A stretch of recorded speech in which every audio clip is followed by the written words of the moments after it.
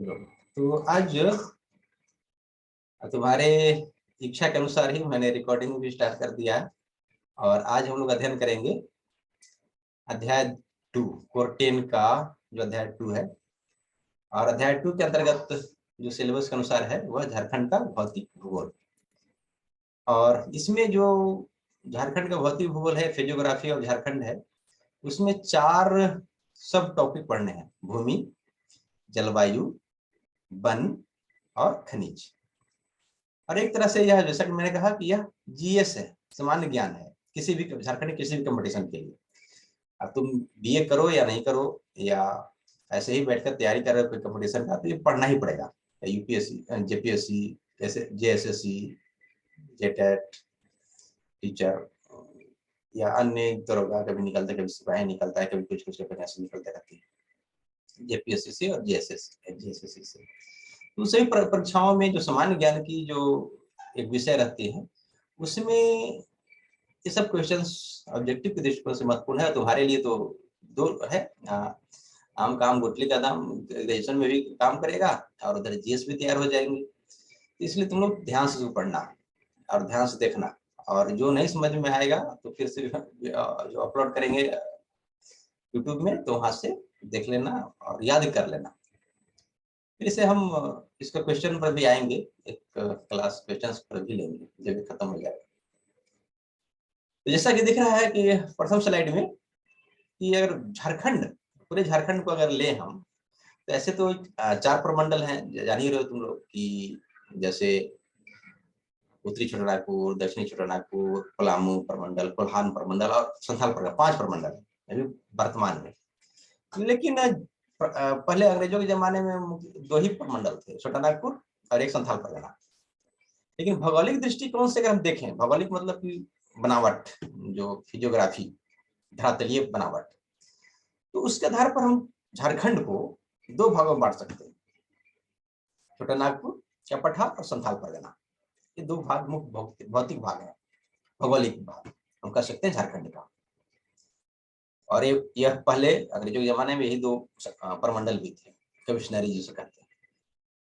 और झारखंड में जहाँ देखोगे तो चारों तरफ कभी पहाड़ इधर, कभी पहाड़ उधर, कभी खाइयां हैं, कभी कुछ है, जंगल झाड़ है। तो ये जो जंगल झाड़ है झारखंड में, पहाड़ियां हैं, पर्वत तो नहीं कह सकते, पर्वत तो थोड़ा ऊंचा होना चाहिए। एक पारसनाथ पहाड़ ही थोड़ा ऊंचा है, झारखंड बिहार का सबसे ऊंचा पर्वत श्रेणी वही है पारसनाथ, बाकी सबसे जो पहाड़ियां हैं। तो ये जो झारखंड में जो पहाड़ियां विस्तारित हैं, जो हमको ऊंचावच देखने को मिलती हैं, वह वास्तव में जो विंध्याचल पर्वतमाला है, विंध्याचल पर्वत श्रेणी है, उसी का उत्तर पूर्वी विस्तार है। उत्तर पूर्व भारत का नक्शा में झारखंड कितने पड़ता है? उत्तर पूर्व पड़ता है ना। नक्शा देखोगे भारत का, देख लो, तुम नक्शा ही दिखा देते हैं, देख रहे हो ये भारत का नक्शा है। तो भारत के नक्शा में झारखंड यहाँ पर है ना, झारखंड रांची लिखा हुआ है, झारखंड का ये नक्शा मैप है। ये किधर पड़ता है? भारत किधर है? देखो, भारत उत्तर में है और इधर पूर्व में भी है, इसको कहेंगे उत्तर पूर्व।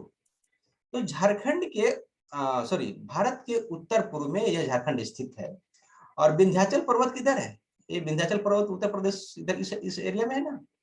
इसी का एक विस्तार है, विंध्याचल पर्वतमाला का ही, झारखंड में जो पहाड़ियां हैं वह विंध्याचल पर्वतमाला का ही उत्तर पूर्वी विस्तार है। उसी का कहो कि एक तरह से एक अगर एक शरीर माने विंध्याचल पर्वत को, तो उसका एक अंग है, एक भाग है झारखंड की पहाड़ियां, विंध्याचल पर्वतमाला का ही उत्तर पूर्वी विस्तार है। और ये तो जानते ही होंगे झारखंड का गठन, ये तो किसी को बताने की जरूरत नहीं है, सभी को, झारखंडियों को वन पर याद है। 15 नवंबर 2000 ईस्वी को 28वें राज्य के रूप में हुआ था। कहीं कहीं भूल जाओगे कैवा राज था के रूप में इसका गठन हुआ है, इसलिए मैंने इसको मेंशन कर दिया कि कम से कम 28वां राज्य। कभी कभी लोग भूल जाते हैं, लेकिन जनरली हमको उम्मीद है कि तुम लोग सभी को याद होगा। ये 15 नवंबर को तो सभी याद है, 15 नवंबर 2000 को गठन हुआ था झारखंड का, लेकिन 28वें राज्य के रूप में हुआ था, है ना। तो 28वें राज्य के रूप में 15 नवंबर 2000 को इसका गठन हुआ झारखंड राज्य का। और इसकी भौगोलिक स्थिति देखें, झारखंड की भौगोलिक स्थिति कहाँ है, पृथ्वी के नक्शे पर कहाँ पर है?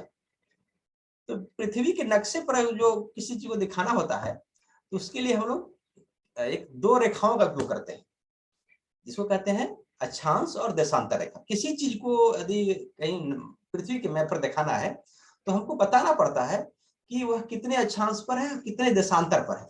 उससे एग्जैक्ट हमको मालूम चल जाता है कि पृथ्वी के किस छोर पर है कोई भी स्थान। जैसे अभी जो देखते हो ना, मोबाइल से सब कुछ पता कर लेते हैं, जीपीएस सिस्टम है, सब कुछ कहीं भी जो है सो तुरंत पता चल जाता है मैप पर। ये कहाँ से पता चलता है, कैसे? ये इसी पर भौगोलिक अक्षांश देशांतर रेखाओं पर सब कुछ मैपिंग है पृथ्वी के हर एक क्षेत्र। तो झारखंड जो है पृथ्वी के मैप पर कहाँ पर है? कहता है कि 21 डिग्री 59 मिनट, मिनट ऊपर जो चिन्ह दिया हुआ है मिनट का, ये डिग्री है। तो 21 डिग्री 59 मिनट से 25 डिग्री 18 मिनट उत्तरी अक्षांश के बीच में यह स्थित है झारखंड। और देशांतर अगर देखें तो देशांतर में 83 डिग्री 20 मिनट से 85 डिग्री 57 मिनट पूर्वी देशांतर में यह स्थित है। अब कहोगे सर अक्षांश क्या है, देशांतर क्या है? तो जियोग्राफी का चीज है, तुम पढ़े होगे पहले पढ़े होगे, 6वां 7वां 8वां 9वां 10वां सब क्लास में सब रहता है भूगोल में। तो अक्षांश देशांतर रेखा अगर थोड़ा सा हम देखें तो देखो यहाँ पर ये वर्ल्ड का मैप है ना। वर्ल्ड का मैप में ये जो लाइन इस तरह से है, बाएं से दाएं, है ना, बाएं से दाएं, इसको कहते हैं अक्षांश रेखा। इसको अक्षांश रेखा कहते हैं। और ऊपर से नीचे ऐसे, ऊपर से नीचे है ना, ये ऐसे ऐसे दोनों साइड से है, इधर से भी है इधर से भी, इसको कहते हैं देशांतर रेखा, है ना। इधर से इधर बाएं से दाएं या दाएं से बाएं कहो, ये जो लाइन खींचा हुआ है ऐसे ऐसे, इसको कहते हैं अक्षांश। और ऊपर से नीचे ऐसे या नीचे से ऊपर कहो, ये जो खींचा हुआ है इस तरह से लाइन, इसको कहते हैं देशांतर रेखाएं। और बीच में जो है अक्षांश रेखा है उसको कहते हैं विषुवत रेखा। इधर जो है 23.5 डिग्री पर, इधर भी 23.5 डिग्री पर है, जो कर्क और मकर रेखा कहते हैं। ये सब तो जियोग्राफी की चीज है। जिससे भारत यहाँ पर है पृथ्वी के मैप पर, और यहाँ पर झारखंड है। तो झारखंड यहाँ पर है तो यहाँ पर कितने अक्षांश और कितने देशांतर रेखा ऊपर और नीचे अक्षांश रेखा है, और बाएं दाएं जो है इधर देशांतर रेखा है, देखिए कहाँ पर स्थित है, कितने पर भी स्थित है। तो यही है हमको कहता है कि यह जो है झारखंड जो स्थित है 21 डिग्री 59 मिनट से लेकर 25 डिग्री 18 मिनट उत्तरी अक्षांश, उत्तर मतलब विषुवत रेखा से ऊपर उत्तरी गोलार्ध में झारखंड, क्योंकि भारत में उत्तरी गोलार्ध में है। देखो विषुवत रेखा यहाँ है, विषुवत रेखा से नीचे के भाग को कहते हैं दक्षिणी गोलार्ध, और विषुवत रेखा तो ऊपर के कहते हैं इक्वेटर, जिसको कहते हैं अंग्रेजी में विषुवत रेखा को, इसको ऊपर कहते हैं उत्तरी गोलार्ध। तो भारत कहाँ है? देखो ये जो विषुवत रेखा यहाँ पर है, इसके उत्तर में क्या है? यह इंडिया है, उत्तर में है ना, तो उत्तरी गोलार्ध में हुआ। उत्तरी गोलार्ध में जो रेखाएं हैं जो कहते हैं उत्तरी अक्षांश, और दक्षिण में जो अक्षांश रेखाएं उसको दक्षिणी अक्षांश कहते हैं। तो चूंकि भारत ही उत्तरी गोलार्ध में है, तो जो अक्षांश रेखाएं भी उत्तरी गोलार्ध में के ही अंदर में तो झारखंड बस गया। इसीलिए यहाँ पर कहता है कि जो झारखंड है वह 21 डिग्री 59 मिनट से 25 डिग्री 18 मिनट उत्तरी अक्षांश में, उत्तरी गोलार्ध में तो उत्तरी अक्षांश है। और जो देशांतर रेखाएं हैं वह 83 डिग्री 20 मिनट से 85 डिग्री 57 पूर्वी देशांतर। पूर्वी देशांतर क्यों? कि देखो यहाँ पर एक बीच से यहाँ ये इस अगर ऊपर नीचे से फाड़ दे पृथ्वी को, तो इधर बाएं साइड वाला कहेंगे पश्चिमी देशांतर, और इधर दाएं साइड वाला कहेंगे पूर्वी देशांतर, है ना। तो चूंकि भारत देखो अगर बीच से यहाँ ऐसे कर दे, ये जो बीच से ऐसे, तो भारत किधर है? पूर्वी साइड में है। इधर पश्चिम साइड हुआ, इधर पूर्व साइड। तो देशांतर रेखा है, रेखा जो भारत है जब पूर्वी देशांतर में ही पड़ेगा, पूर्वी गोलार्ध में अगर बीच से करें तो पूर्वी गोलार्ध कह सकते हैं। पूर्वी गोलार्ध में अगर भारत है तो झारखंड भी स्वाभाविक है पूर्वी गोलार्ध में है। तो यही कहता है कि यह जो है सो जो देशांतर रेखा है 83 डिग्री 20 मिनट से 85 डिग्री 57 मिनट पूर्वी देशांतर में, क्योंकि भारत ही पूर्वी में है। यह स्थिति है झारखंड की भौगोलिक। ये सब याद रखना, एक एक सब ऑब्जेक्टिव है। ये 5 बताया, 4 बताया, चारों ऑब्जेक्टिव है तुम्हारा, ठीक है। और अगर हम देखें दूसरे स्लाइड में, तो कहता है कि झारखंड का अगर क्षेत्रफल देखें, झारखंड का क्षेत्रफल याद रखना, ये सब ऑब्जेक्टिव है। तो झारखंड का क्षेत्रफल कितना है? 79,714 वर्ग किलोमीटर झारखंड का क्षेत्रफल।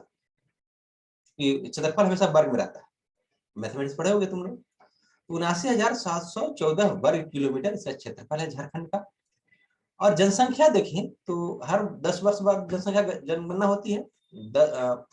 तो अगर 2011 की जनगणना को हम ध्यान में रखें तो इसकी 2011 की जनगणना के अनुसार इसकी जो झारखंड की जनसंख्या जो थी वह 3,29,88,134। 3,29,88,134 जनसंख्या इसकी है 2011 की जनसंख्या के अनुसार, है ना। और इसी तरह से कहता है कि 1912 ईस्वी से पहले, 1912 ईस्वी से पहले झारखंड किसका हिस्सा था? बंगाल प्रांत का। क्योंकि 1912 से पहले बिहार, उड़ीसा, झारखंड सब में सब बंगाल प्रांत में ही थे। और 1 अप्रैल 1912 ईस्वी को बंगाल से बिहार अलग हुआ। और जब बंगाल से बिहार अलग हुआ 1 अप्रैल 1912 को, तो झारखंड को बिहार के साथ कर दिया गया। झारखंड बिहार के साथ आ गया। और फिर राज्य पुनर्गठन हुआ अंग्रेजों के जमाने में 1936 ईस्वी में। तो उस समय जो उड़ीसा जो था, जो बिहार के साथ आ गया था, बिहार, झारखंड और उड़ीसा एक साथ थे। लेकिन 1936 ईस्वी में फिर से बिहार को बांटा गया और उड़ीसा को अलग कर दिया गया। लेकिन झारखंड उस समय बिहार में रहा, क्योंकि उस समय मांग उठ रही थी उस समय भी 1936 में कि झारखंड को अलग राज्य बनाया जाए। जयपाल सिंह मुंडा उस समय थे और भी आदिवासी नेताओं जो थे तो कह रहे थे कि हमको अलग राज्य बनाया जाए, जैसे उड़ीसा को अलग करें तो झारखंड को अलग कीजिए। लेकिन उस समय सरकार नहीं मानी और उड़ीसा को 1936 ईस्वी में एक अलग राज्य का दर्जा दे दिया। लेकिन झारखंड को अलग राज्य का दर्जा नहीं मिला और वह बिहार का ही भाग बना रहा।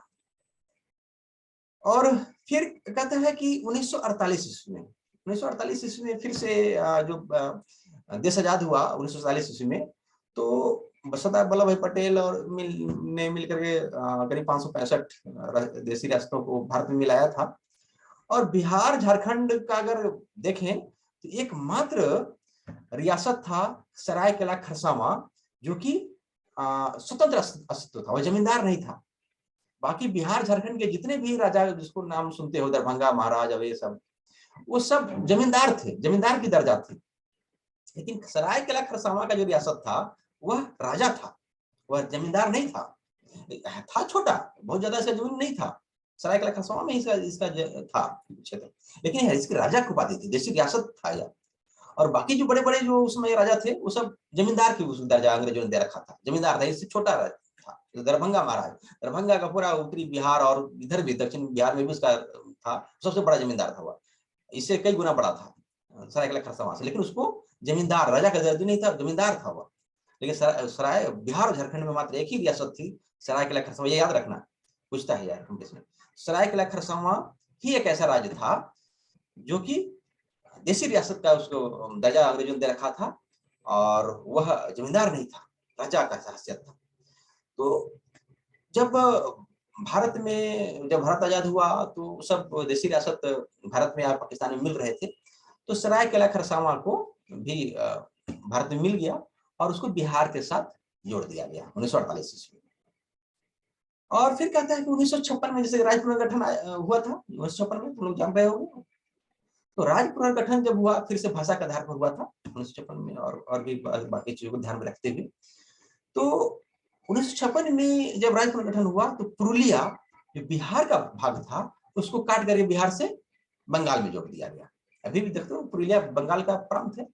और जब बोकारो से चलोगे रांची तो बीच में बंगाल घुस जाता है, पुरुलिया का क्षेत्र। देखो मोबाइल में भी नेटवर्क आने लगता है, बंगाल में आपका स्वागत है, इस तरह से मैसेज जाता है। बंगाल वास्तव में बिहार का पार्ट था, झारखंड का पार्ट था, लेकिन 1956 ईस्वी में उसको बंगाल को दे दिया गया, बंगाल मिला दिया गया।